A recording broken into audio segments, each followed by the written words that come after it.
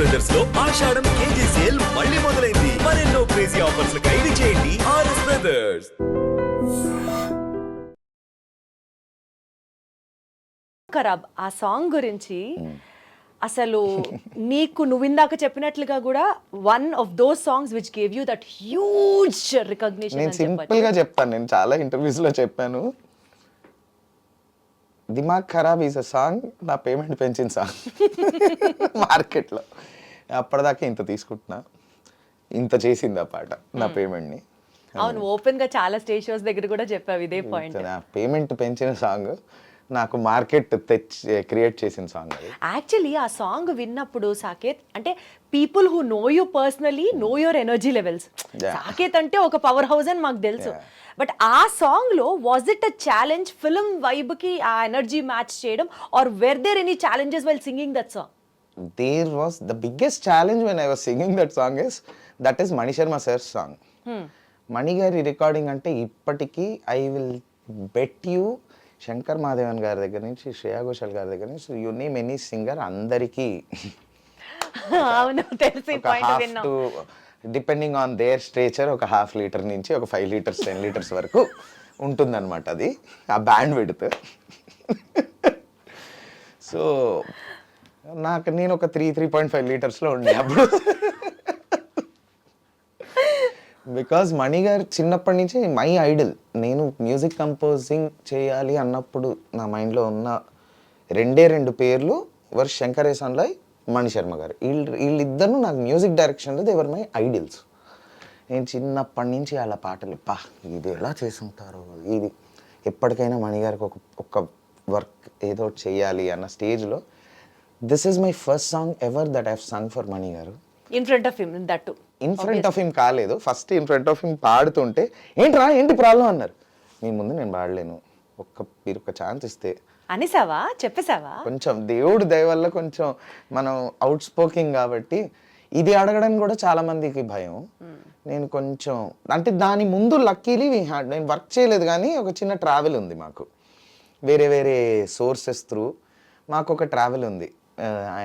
He knows me, కొంచెం వేరే పార్టీస్లో అలా కలవడం. సో ఒక వైబ్ ముందే ఉంది. సార్ ప్లీజ్ సార్ చనువు తీసుకొని సార్ ప్లీజ్ సార్ మీరు లేనప్పుడు పాడతా, మీరేమనుకోకపోతే అని.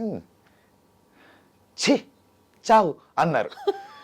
చీ అన్నప్పుడు నాకు భయపడాడు, చావు అన్నప్పుడు అమ్మయ్య అనుకున్నా. Then I have sung the song. So initially track singer పాడతారు కదా, ట్రాక్ విని పాడాను నేను. ట్రాక్ విని పాడినప్పుడు ఇస్మాటే శంకరు ఆ లైన్స్ ఉంటాయి కదా, అది బేస్లో ఉండింది వేరే singer, because that's very high for a male singer to sing. ఇస్మాటే నేను కూడా అలానే పాడా, ఇస్మాటే శంకర్రు పేల్చేస్తా నీ బంకర్రు, రే ఇది పైన అందుతుందా అన్నారు సాంగ్ విన్న తర్వాత. ఒకసారి ట్రై చేయాలి సార్. ఇస్మాటే శంకరు పేల్చేస్తా నీ బంకరు అందింది సార్ అన్న. మరి పైన పాడరా అన్నారు. దెన్ పైన ఆ రేంజ్లో పాడాను. Then that was like that sounded really well. And then he was okay, song okay అయిపోయింది. కట్ టు 2 days తర్వాత ఐ గెట్ అ కాల్, స్టూడియోకి రా అర్జెంట్గా అని.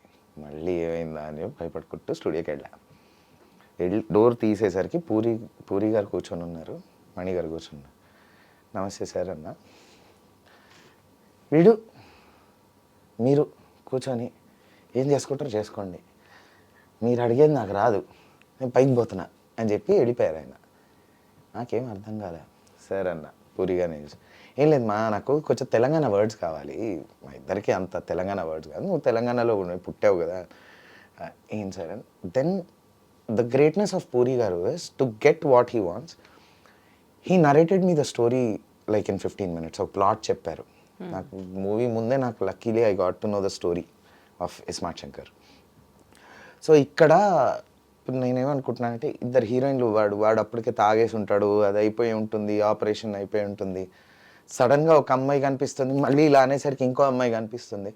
దానికి ఏదైనా ఒక చిన్న ర్యాప్ లాగానో లేకపోతే చిన్న వర్డ్ లాగానో చిన్న ఎఫెక్ట్స్ లాగానో కావాలి అని. సార్ అంటే ఇది అది కాదు కదా, కాదు ఇది అదే అన్నట్టు ఉండాలి సార్, అన్నట్టు ఉండాలి అన్నారు. ఇన్ సిమిలర్ వర్డ్స్ ఏదో చెప్పారు సార్. అది ఇది కాదు, అదే ఇది, అది ఇది కాదు, అదే ఇది, అది ఇది, అది ఇది, అది ఇది, అది ఇది. తుదినమ్మా ఏ పిచ్చి పిచ్చి అవుతుంది ఇవాళ అన్న. పిచ్చి పిచ్చి కాకుండా ఇంకేమన్నా కొంచెం తెలంగాణ ఆగమాగం అవుతుంది ఇవాళ. ఇది బాగుందమ్మా, ఇది లాక్ అన్నారు. అది అప్పుడు అలా రికార్డ్ చేశాం. రెండో దాంట్లో కూడా కావాలమ్మా. ఇప్పుడు ఈసారి ఏంటంటే ఇద్దరు వచ్చి మీద పడి డాన్స్ చేస్తుంటారు. వాడి ఇమాజినేషన్లో ఇద్దరితో డాన్స్ చేస్తూ ఉంటారు హీరోతోని. సార్ దానికి ఏదైనా కొంచెం it should be very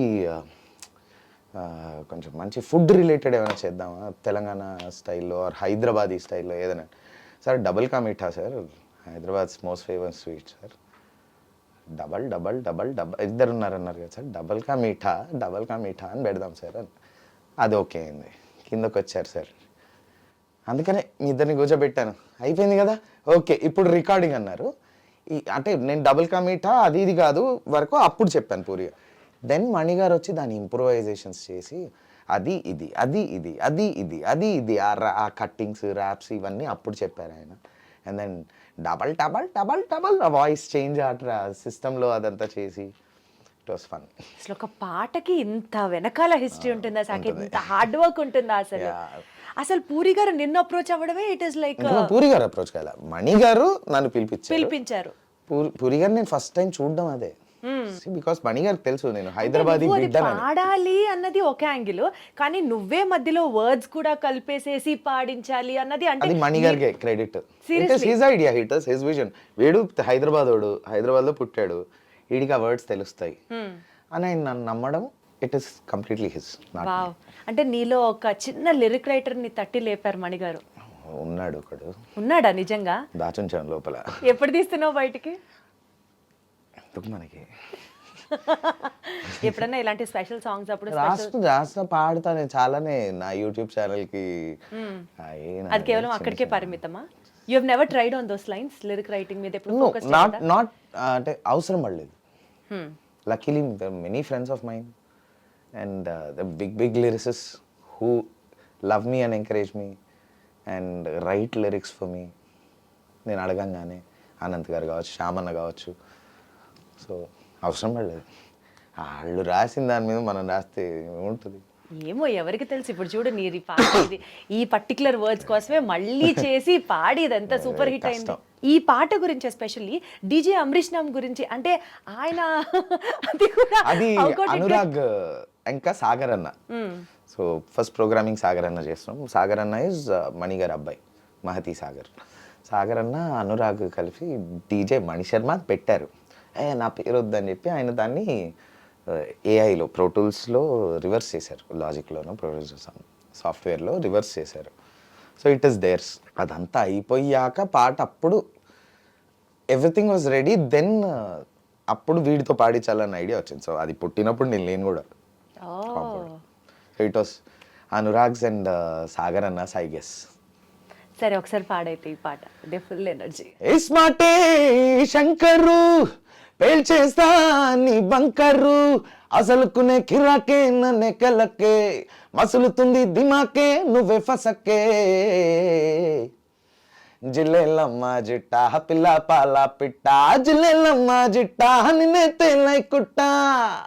super. అసలు నీతో పాటు పాడినటువంటి female singer Keerthana voice also was like apt for this song అని అనిపించింది.